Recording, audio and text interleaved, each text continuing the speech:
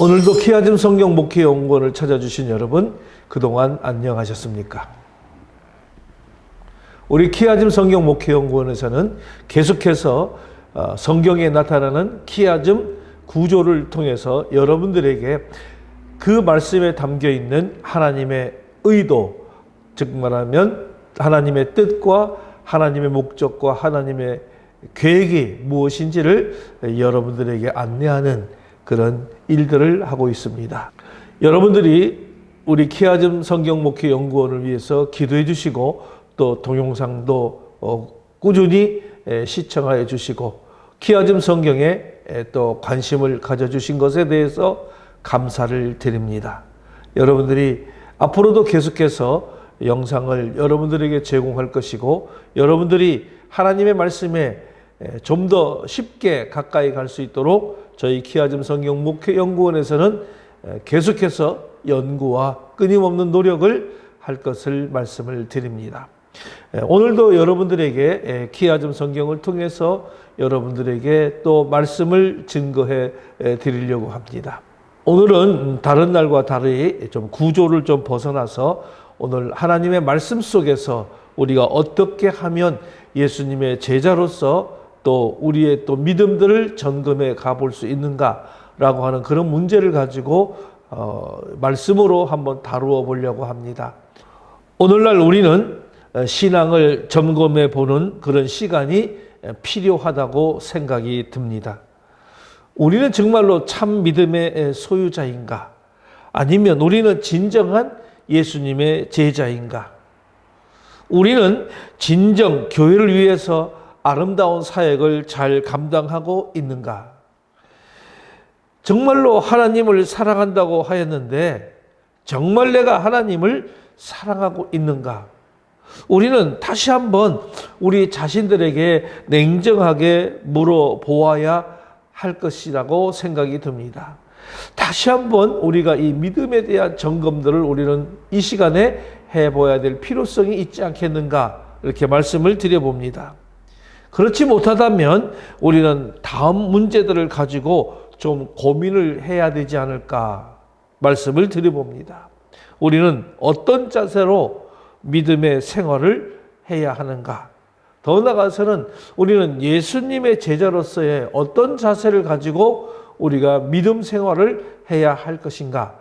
라고 하는 것을 오늘 생각해 보려고 합니다.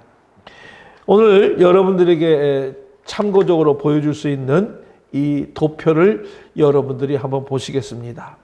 저는 오늘 여러분들에게 참 믿음의 소유자인가? 우리는 진정한 예수님의 제자인가? 라고 하는 이 물음을 통해서 오늘 이 예수님의 제자로서의 이 5가지의 자세를 여러분들에게 소개해 드리려고 합니다. 이 5가지의 자세를 통해서 오늘 우리들을 다시 한번 점검해보고 우리가 앞으로 예수님의 제자로서의 그 사역을 감당하는데 부족함이 없도록 우리 모두가 노력하고 참 믿음을 가진 신앙인으로서 참 예수님의 제자로서 본분을 잘 감당하는 저와 여러분들이 되시기를 간곡히 부탁을 드립니다. 오늘 이 도표에서 보면은 우리가 이 5가지의 예수님의 제자로서의 자세를 제가 제시해 봅니다. 우리가 첫 번째로 말하면 가르치는 권위라고 하는 것과 두 번째는 복음 전파, 선교와 전도에 대한 문제, 그 다음에 기도의 자세, 우리는 바리새인의 기도인가 아니면 세리의 기도인가, 그 다음에 네 번째로 믿는 자에게는 능력이라고 하는 제시어와 또 예수님과 동행하는 그런 삶의 제시어, 이 5가지의 제시어를 통해서 우리는 예수님의 제자로서의 어떤 자세로 어떻게 우리가 평가되어지고 우리는 이 모습으로 지금 신앙생활과 우리의 사역의 생활을 감당하고 있는지를 점검해 보도록 하겠습니다.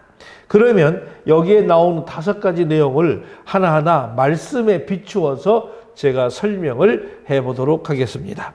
제일 먼저 우리는 이 가르치는 권위입니다. 이 가르치는 권위는 마태복음 7장 28절로 29절에 있는 말씀입니다. 제가 말씀을 한번 봉독해 올립니다.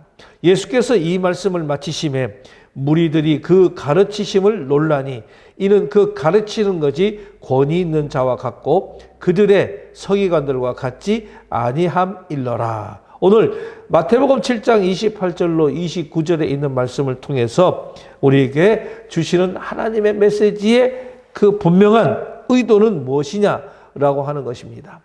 오늘 예수님께서는 무리들을 가르치시는데 그들은 굉장히 예수님의 가르침에 놀라워합니다.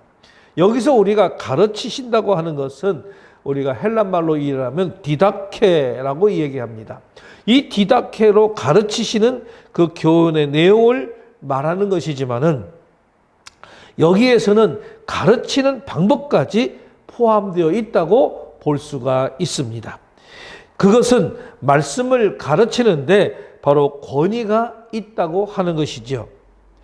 가르치는 것에 권위가 있어서 그들에게 가르치니 그들이 논란이라고 하는 표현을 하고 있는 것입니다. 이는 엑세플렉손톤이라고 하는데 이거는 기히 여기다라고 하는 그런 말씀입니다. 그러면 예수님께서 가르치시는데 그 가르침에 압도가 되어서 계속적으로 놀라고 있다고 하는 것입니다. 왜 그럴까요? 그것은 말씀을 가르치는데 권위가 있었던 것이기 때문에 그렇습니다.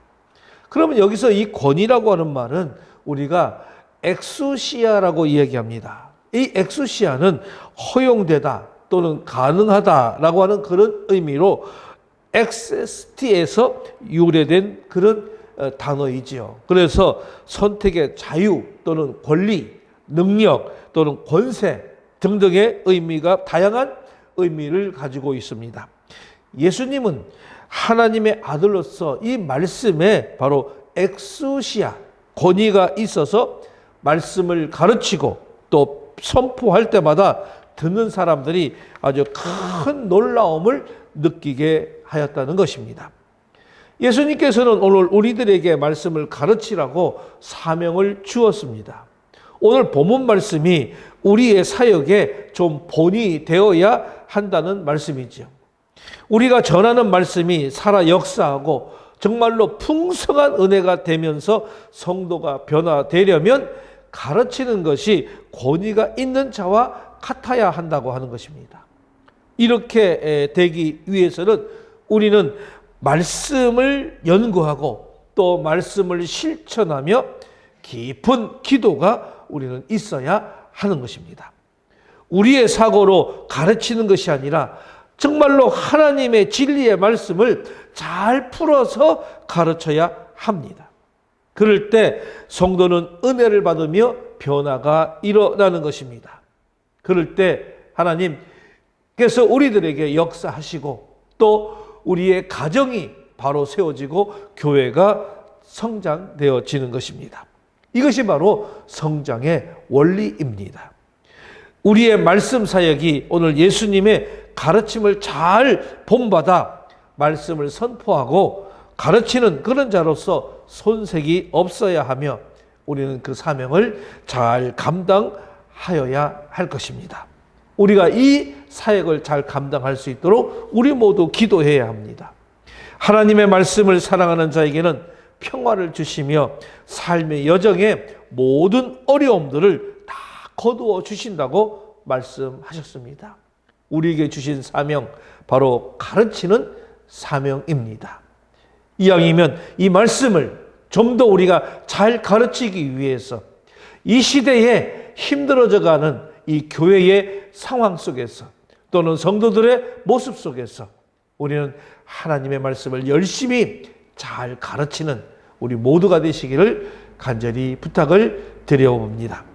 두 번째로 우리는 복음 전파에 대한 문제입니다. 이 복음 전파는 우리가 마가복음 16장 15절에 있는 말씀을 우리는 도입해 보겠습니다.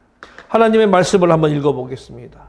또 이르시되 너희는 온 천하에 다니며 만민에게 복음을 전파하라. 이렇게 말씀은 우리들에게 주시고 있습니다. 예수님은 우리에게 또 하나의 사명을 주시는데 바로 복음 전파의 사명입니다. 본문 말씀을 흔히 말하기를 우리는 지상 명령이라고 이렇게 부르고 있습니다. 이것은 아주 중요한 사명입니다. 성경은 우리에게 두 가지를 말하고 있어요. 그것은 뭐냐면 하나는 세계 선교요, 하나는 말씀 전수입니다. 이것은 동시에 같이 이루어져야 하는 것입니다. 이것이 세계 선교와 말씀 전수가 따로 떼어져서 이야기할 수는 없는 것이죠. 성경의 말씀 속에서 우리에게 아주 귀하게 주는 두 가지의 말씀, 두 가지의 기둥이 바로 세계 선교와 말씀 전수라고 하는 것입니다. 이거는 뗄래야 뗄 수가 없고 이것은 동시에 이루어져야 되는 것입니다. 오늘 본문 말씀은 세계 선교를 말하고 있는 것입니다. 오늘 본문의 말씀을 자세히 보면 여기에 선교의 방법과 그 대상 그리고 선교의 내용을 분명하게 제시해 주고 있다고 하는 사실입니다. 선교의 방법은 무엇입니까? 온 천하에 다니는 것입니다. 어디든지 장소를 불문하고 인종, 종교, 문화 등 어떤 것도 편견에 두지 말고 모든 지역을 이야기하고 있는 것이죠. 그리고 선교의 대상이 나오고 있습니다. 이 선교의 대상은 만민이라고 했습니다. 다시 말하면 이것은 모든 사람을 이야기하는 것이죠. 이는 세계의 모든 사람들을 다 가리키는 말입니다. 또한 선교의 내용은 바로 복음 전파입니다. 복음에는 세 가지의 의미가 있습니다. 첫째는 전달의 의미로 전도를 하는 것을 이야기하고 두 번째는 선포입니다. 그리고 세 번째는 가르치는 것입니다. 그러므로 우리는 이 복음을 전파한다는 것은 하나님의 말씀을 전달하고 또 선포하고 가르치는 것까지 해야 진정한 복음 전파가 되는 것입니다. 오늘날 우리는 이 복음 전파, 복음이라는 것을 제대로 알고 복음 전파를 좀 제대로 해야 하지 않을까 이렇게 말씀을 드려봅니다. 우리는 열심히 말씀을 전달해야 됩니다. 그리고 우리는 열심히 하나님의 말씀을 선포해야 됩니다. 그리고 우리는 열심히 가르쳐야 합니다. 그래서 우리는 모든 신앙인들을 일으켜 세우고 또 믿지 않은 자들까지도 하나님 앞 나라에 세워지는 아름다운 역사가 우리는 있어져야 할 것입니다. 여러분, 우리가 두 번째 복음 전파하기에 게으르지 않도록 우리 모두 함께 노력하시기를 간절히 기원합니다. 세 번째는 기도의 자세에 대해서 말씀을 드려보도록 하겠습니다. 이 기도의 자세의 본문 말씀은 누가복음 18장 10절로 13절에 있는 말씀을 우리가 보도록 하겠습니다. 두 사람이 기도하려 성전에 올라가니 하나는 바리새인이요 하나는 세리라. 바리새인은 서서 따로 기도하여 이르되 하나님이여 나는 다른 사람들 곧 토색, 불의, 간음하는 자들과 같지 아니하고 이 세리와도 같지 아니함을 감사하나이다. 나는 일회에 2번씩 금식하고 또 소득의 11조를 드리나이다 하고 세리는 멀리 서서 감히 눈을 들어 하늘을 쳐다보지도 못하고 다만 가슴을 치며 이르되 하나님이여 불쌍히 여기소서 나는 죄인이로소이다 하였느니라. 오늘 이 말씀의 본문에서 성전에 기도하러 올라간 사람이 두 사람이 여기에 등장합니다. 먼저 하나는 바리새인이고요. 또 다른 하나는 바리새인과 확연히 구분되는 세리입니다. 바리새인을 율법의 외형적 준수를 중요시하던 그런 당파로서 자신들 스스로에 대해서 아주 의롭다고 여겼지만은 예수님은 그들의 외식과 형식주의를 신랄하게 비판하였습니다. 반면에 세리는 로마 정보 시책에 따라서 유대인으로부터 이 세금을 수탈했던 그런 자로서 사람들에게 죄인으로 여겨졌지만은 예수님께서는 스스로의 잘못을 자책하고 있는 그들의 친구가 되어 주셨습니다. 이 바리새인과 세리의 기도를 우리는 자세히 볼 수 있는데 오늘 바리새인들은 서서 기도했습니다. 유대인들의 일반적인 기도의 자세는 바로 서서 기도하는 것이었습니다. 오늘 본문에서 이 바리새인이나 세리도 똑같이 서서 기도했던 것을 우리는 볼 수가 있습니다. 그러면 여기서 서서라고 하는 단어는 헬라어로 스타데이스라고 하는 말인데요. 이 스타데이스는 서다 또는 두다 또는 위치하다라는 뜻을 가지고 있습니다. 자, 그런데 이 13절에 세리가 서서 기도했다는 것을 하는 표현이 바로 능동형으로 쓰였습니다. 매우 재미있는 표현이 아닐 수가 없습니다.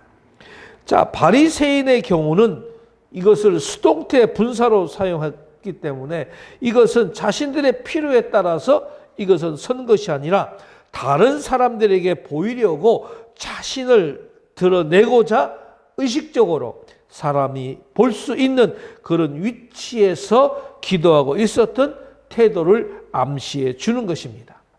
그리고 그들은 다른 사람과 자신을 잘 비교하면서 바로 토색, 다시 말하면 이거는 하르파게스라고 하는 말인데 탐욕스러운 것 또는 개걸스럽게 먹는 것, 강도, 시기, 사기꾼 이런 것을 가리킬 때 우리가 토색이라는 말을 씁니다.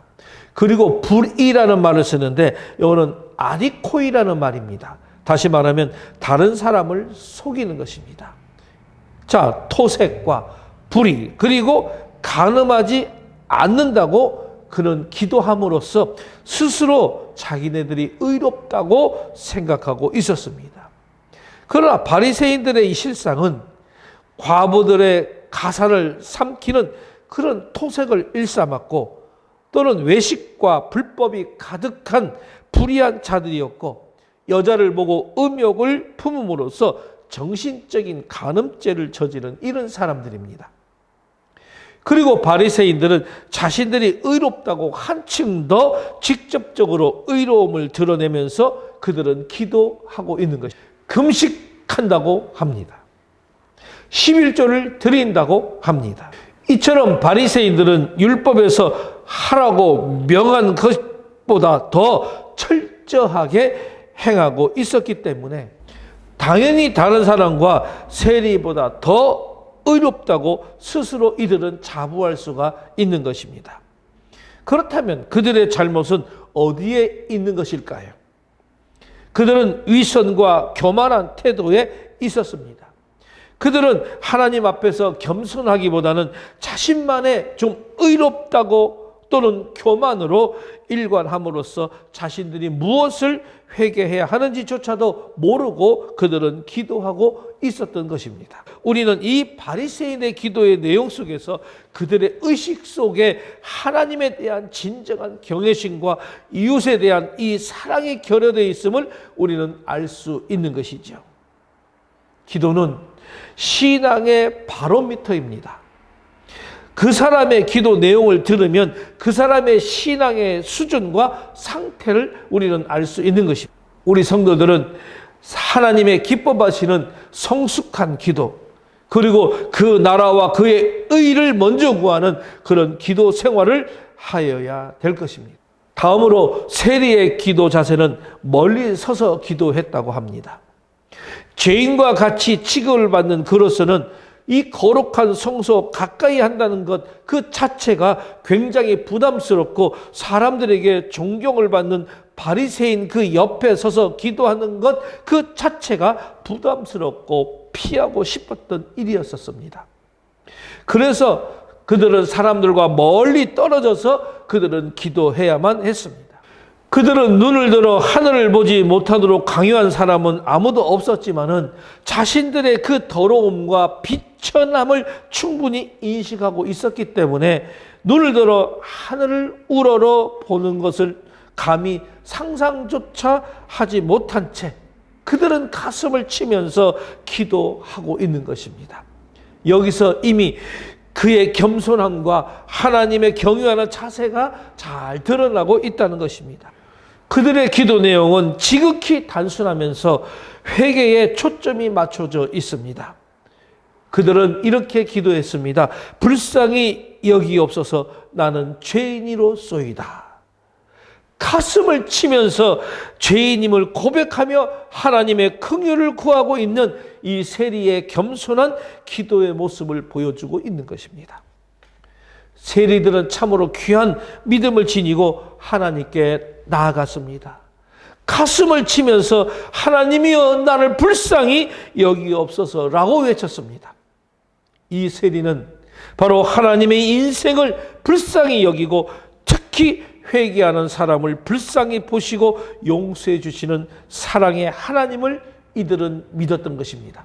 오늘 이 방송을 시청하시는 여러분, 우리에게 이러한 믿음이 중요하다고 말씀을 드리겠습니다.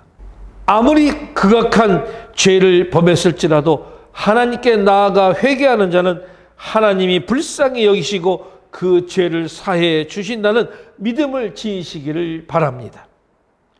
이렇게 우리 모두는 먼저 하나님 앞에 나아가 겸손히 자신의 죄를 자복하고 또 그렇게 회개하는 것은 하나님께서 다 용서해 주실 것을 믿음으로 하나님께 사죄의 은총을 입고 우리는 의롭다 칭찬을 받는 우리 모두가 되시기를 간절히 부탁을 드립니다. 우리는 바리새인과 세리의 기도의 비유 속에서 인간이 만든 종교의 폐단을 발견하게 됩니다.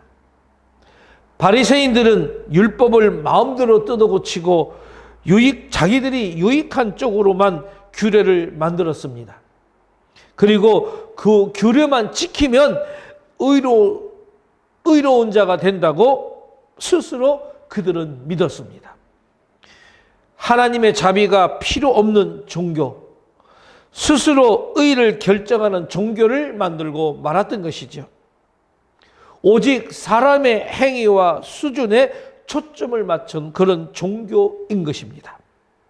반면에 그리스도는 세리를 통해서 인간이 의롭게 되는 길은 하나님 앞에서 자기 자신을 죄인으로 낮추고 오직 하나님의 은혜로 죄를 용서받고 의를 얻을 수 있다고 가르쳤습니다. 여러분, 이 구원의 도리가 바로 하나님께서 그리스도를 통해 계시하신 유일한 사제와 구원의 진리임을 기억하시기를 바랍니다. 이제 네 번째 제시어를 우리가 설명해 보겠습니다. 믿는 자에게 능력이라고 이야기했습니다. 이 믿는 자에게 능력이라고 하는 것은 마가복음 16장 17절로 18절에 있는 말씀을 제시해 봅니다. 자, 그 말씀을 제가 먼저 봉독해 올립니다. 믿는 자들에게는 이런 표적이 따르니 곧 그들이 내 이름으로 귀신을 내쫓으며 새 방언을 말하며 뱀을 집어 올리며 무슨 독을 마실지라도 해를 받지 아니하며 병든 자에게 손을 얻은 즉 나으리라 하셨느니라. 오늘 예수님께서는 이 복음 전파의 사명을 믿는 그런 자들에게 이 사명을 맡길 때 일방적으로 전도와 선교의 의무만 강요하지는 않았습니다. 복음을 능히 전파할 수 있는 그 근원적인 아주 힘을 주시면서 이 사명을 다 맡기셨던 것입니다. 그것이 바로 표적입니다. 표적은 우리가 세메이온이라고 이야기합니다. 표적 또는 징조 이런 뜻이 있지만은 여기서는 하나님께서 당신의 보낸 사람들을 보증하기 위해서 행하시는 기적과 또 경이로운 사건을 의미하고 있습니다. 표적은 바로 복음을 효과적으로 전파하기 위한 도구일 뿐만 아니라 하나님을 믿고 복음을 전하는 자에게 그 임하는 하나님의 바로 능력인 것입니다. 이런 능력은 이미 우리가 12제자를 파송할 때에 또는 70인 제자에 파송할 때에 이런 능력이 주어지고 나타난 바가 있습니다. 그러나 오늘 본문에서는 주로 사도들과 또 제자들의 대상으로 제한되었던 이 능력이 복음을 믿고 전하는 그런 특정인에게 한정될 수 없으며 그가 믿는 자라면 누구나 그 능력을 행할 수도 있다고 하는 것입니다. 그러나 그 반대로 그가 믿는 자가 아니라면 바로 능력을 제한될 수밖에 없다고 하는 사실을 우리들에게 보여주고 있습니다. 그래서 네 번째 말씀은 믿는 자에게 바로 능력이 있다라고 하는 것을 우리들에게 보여주고 있는 것입니다. 우리가 다섯 번째 제시어는 예수님과 동행의 삶에 대한 얘기를 해보도록 하겠습니다. 이 예수님과 동행의 삶은 사도행전 18장 9절로 10절의 말씀을 제시해 볼 수가 있습니다. 오늘 이 말씀을 다시 한번 제가 봉독해 올립니다. 밤에 주께서 환상 가운데 바울에게 말씀하시되 두려워하지 말며 침묵하지 말고 말하라. 내가 너와 함께 있음에 어떤 사람도 너를 대적하여 해롭게 할 자가 없을 것이니 이는 이 성중에 내 백성이 많음이라 하시더라. 오늘 이 본 말씀을 통해서 우리는 주님께서는 바울에게 환상 중에 나타나셔서 사람들에게 어떤 협박이나 회방을 두려워해서 침묵하지 말고 계속해서 담대히 복음을 전할 것을 명령하고 있는 것입니다. 주님께서는 오늘 바울이 위기에 처할 때나 또는 위축되어 있을 때마다 나타나셔서 바울에게 용기를 주셨습니다. 이 주님께서는 당신의 사역자들이 당신의 사역을 잘 감당할 수 있도록 항상 새 힘을 공급하여 주시는 분이라고 하는 사실입니다. 바울이 이 협박과 또 생명의 위협 등을 두려워할 필요가 없는 이유는 바로 예수님께서 바울과 함께 있기 때문에 그렇습니다. 내가 너와 함께 있음에, 여기에서 있음에라고 하는 것은 에이미, 이 에이미가 현재형 동사로 사용되어서 지금 현재는 물론이거니와 내가 앞으로도 계속해서 함께 계실 것을 반영하고 있는 것입니다. 주님의 동행에 대한 약속에 대해서 하나님이 우리와 함께 계시는 그런 의미의 임마누엘이라고 하는 용어가 우리는 생각나게 하는 겁니다. 그리고 아무 사람도 너를 대적하여 해롭게 할 자가 없을 것이니로 주님께서 지금 함께 하심으로 그의 생명이 보호되며 어려움을 능히 극복할 수 있을 것이라고 하는 그런 의미가입니다. 우리는 그리스도와 동행함으로 이 어려움을 극복할 수 있는 힘을 달라고 우리는 간구해야 합니다. 여러분, 우리는 오늘 내가 참 믿음의 소유자인가 아니면 진정한 예수님의 제자인가? 저는 오늘 예수님의 제자로서의 5가지의 키워드를 통해서 우리가 다시 한번 믿음을 점검해 보아야 할 것입니다. 더 나아가서는 우리가 진정한 예수님의 제자인가를 다시 한번 점검해 보시기를 바랍니다. 그래서 하나님께서 주시는 이 말씀들을 통해서 오늘 우리는 예수님의 제자로서 정말 잘 가르칠 수 있는 사람으로서 또는 복음 전파와 진정한 하나님께 드리는 기도의 자세로 우리가 믿는 자에게 능력을 가지고 예수님과 동행하는 그런 삶을 사는 아름다운 예수님의 제자로서 또 믿음의 성장한 사람으로서 살아가기에 부족함이 없는 우리 모두가 되시기를 간절히 부탁을 드리면서 강의를 마치도록 하겠습니다.